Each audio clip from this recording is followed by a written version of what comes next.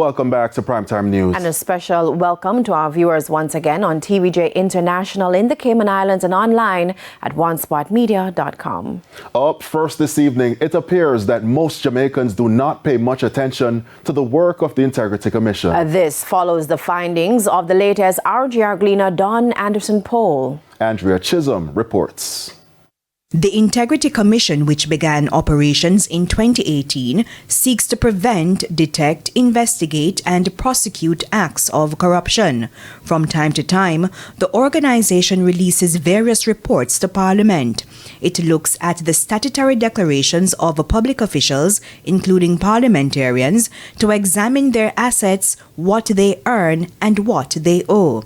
That's how the country found out that former House Speaker Marissa Dalrymple Philibert did not declare she purchased a Mercedes-Benz. She was fined $900,000 in February 2025 for breaching the Integrity Commission Act. MP Mikhail Phillips also had to pay a $250,000 fine after his 2022 statutory declarations were filed after the deadline.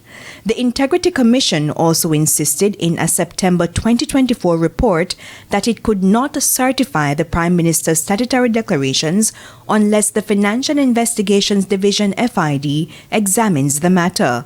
So Jamaicans were asked, how do you feel about the Integrity Commission? 23% of respondents had a positive view of the Integrity Commission, 20% had a negative view, and 57% had no opinion about the Integrity Commission. So we dissected that by political affiliation or political interest to see whether is it being conditioned by, any political connection or affiliation or interest.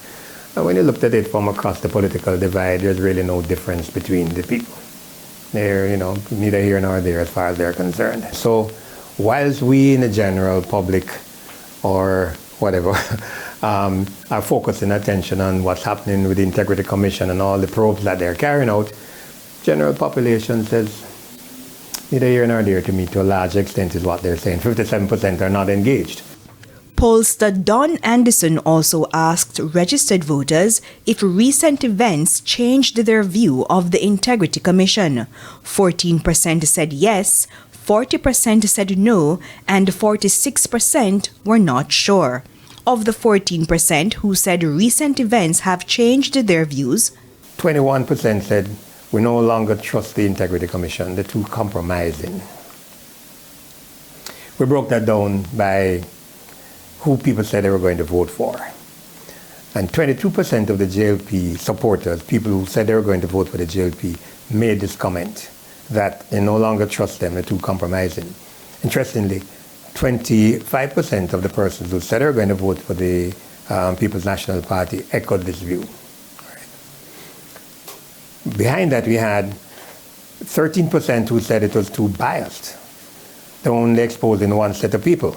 The RGR Gleaner Don Anderson poll was done between January 29 and February 13. The 1,021 registered voters were interviewed in all 14 parishes. It has a margin of error of plus or minus 3%. Andrea Chisholm, TVJ News.